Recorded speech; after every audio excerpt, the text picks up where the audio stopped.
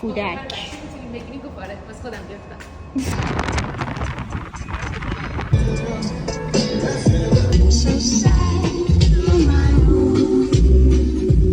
لسباو چیه؟ قضیه چیه؟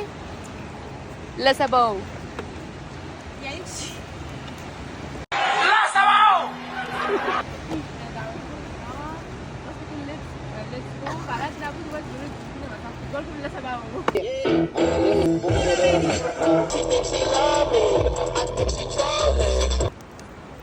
هستی پاتو بردار پاتو بردار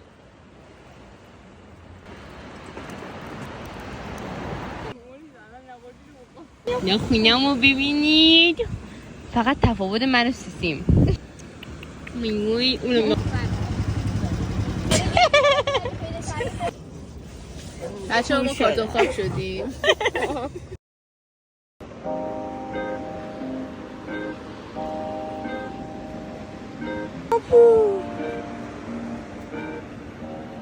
سلام عزیزم خوبی؟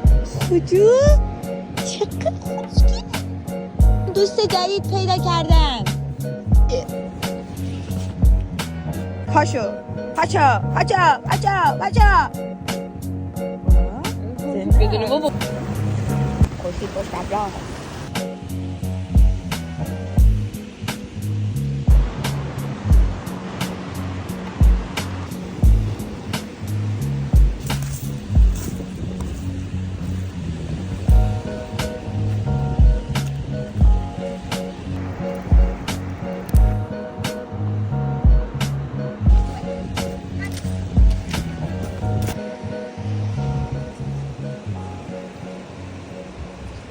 بالاخره آفتاب در اومد ولی طلوعش رو ندیدیم یعنی دیرتر اومد بیرون چون که ابری بود هوا چون نمود کمو کشو داشتیم میزنیم دقیقا آره اینا شبیه بیشورا داشتن یه عالمه از چیزا جمع می‌کردن یه فاکینگ کیسه جمع کردن خودت میگی بیشورا بهشونم گفتم هم بزنیم پای گلدون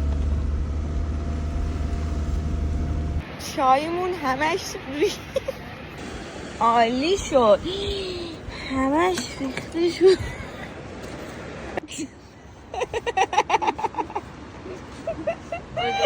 وقتی همه رو بخشه ولی درمون بگیریم چی؟ درکن بگیرم نه قیافه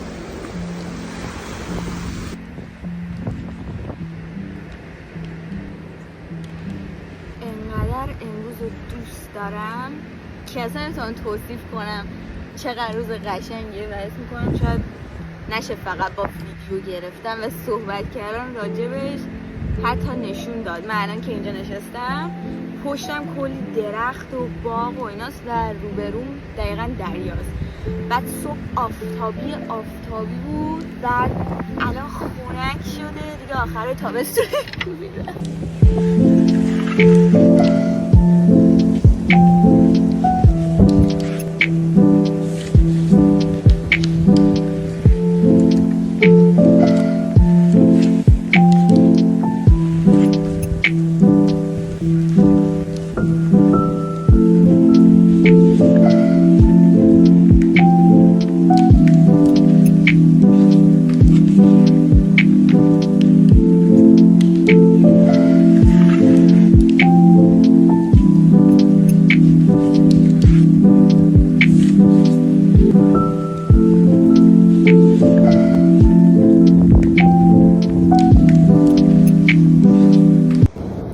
یکم بیرون باد میزنه و صدای آبم هست، من گفتم بیام اینجا، احتمالا اینجا یه کوچولو کمتر صدای باد بیاد و صدام خوب برسه، چون فعلا میکروفون ندارم. میخوام یه میکروفون خوب بخرم ولی خب فعلا ندارم. چند وقت داشتم راجع یه موضوعی فکر میکردم، یه چیزی که برای خودم چندین بار پیش اومد، راجع به اعتماد کردنه.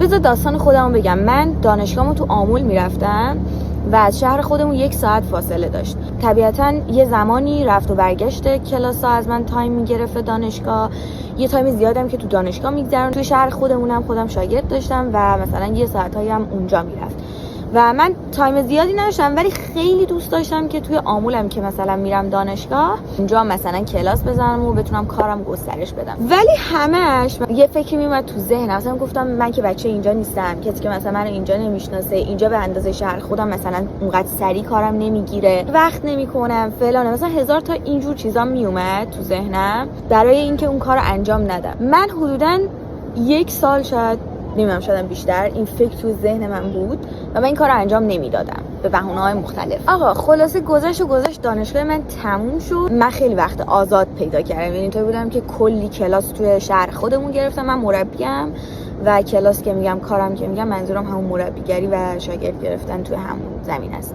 دانشگاهم که تموم شد کلی شاگرد گرفتم تو شهر خودمون. خیلی یهویی کارم ترکید، چون خیلی زمان و تمرکزمو گذاشتم، خیلی شاگردام زیادتر شدن، یهو پیجم رفت بالا، شاگرد آنلاین گرفتم، خلاصه درآمدم خیلی اوکی شد و اعتماد به نفسم در واقع میشه گفت توی کار رفت بالا. من همیشه آدمی بودم که اعتماد به نفسم کلا بالا بود و با پیشرفتایی که کردم توی زندگیم و چیزایی که به دست آوردم، اعتماد به نفس تو من هر دفعه بیشتر و بیشترم شد. راه ساختن اعتماد به نفس همینه که تو پیشرفت کنی و هی رشد کنی.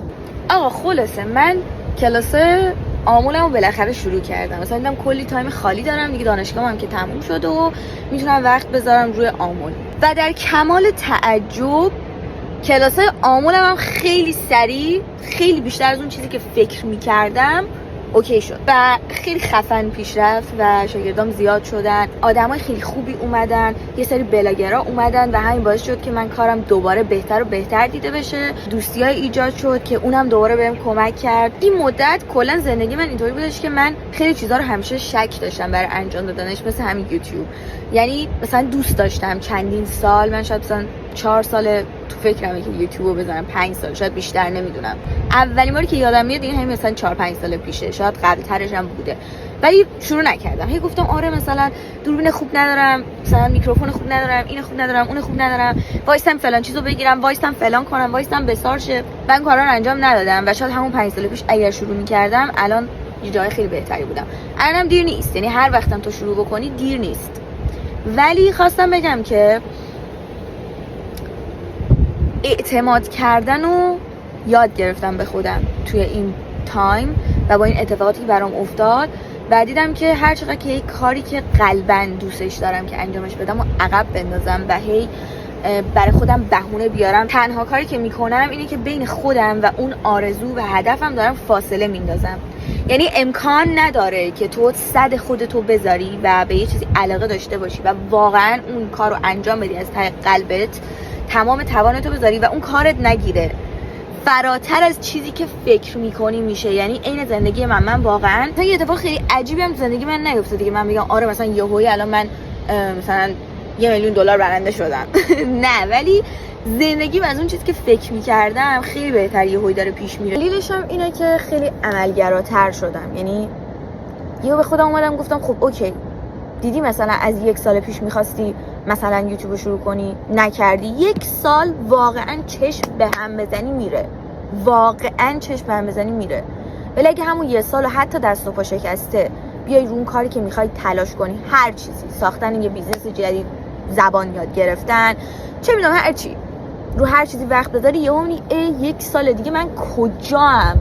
اگه 1 سال پیش مثلا شروع نمی‌کردم چقدر الان عقب‌تر بودم. راجع به اعتماد کردنم به نظرم موضوعی که یعنی می‌خواستم بگم این بود که به خودتون و مسیرتون و اون چیزی که توی دلتونه، اون نوری که تو دلتون روشن میشه وقتی که به یک موضوعی فکر می‌کنی، وقتی به اون رویات، به اون هدفت فکر می‌کنی، تو دلت روشن میشه، اون کار رو انجامش بده و به چون و چرا و اگر و اما و فلان و ایناش فکر نکن. تو فقط قدم اولو بردار. یه روز شاگردی از عارفش میپرسه که اگر میگه که من توی تونلی هستم و مثلا نمیبینم جلوی پامو که اصلا بخوام قدم بردارم، اصلا نمیبینم هیچ راه خروجی، هیچ نوری نیست، هیچی نیست، من چیکار کنم مثلا توی این وضعیتی که هستم، توی این سیاهی مطلق، توی این مثلا درد، توی این رنج، توی هر چیز، توی سختی. خب و عارفه یه چیز بهش میگه یک قدم میتونی برداری، اگه میتونی همون یه قدم رو بردار، یک قدم پیش برو، یا میبینی رسید ته مسیر. ولی اینکه وایسی اونجا به این فکر کنی که ای من چجوری باید راه خروج رو پیدا کنم، ای نوری نیست، ای در کجاست، هیچ وقت پیداش نمی‌کنی. همیشه می‌مونی تو همون لولی که موندی با کلی پشیمونی.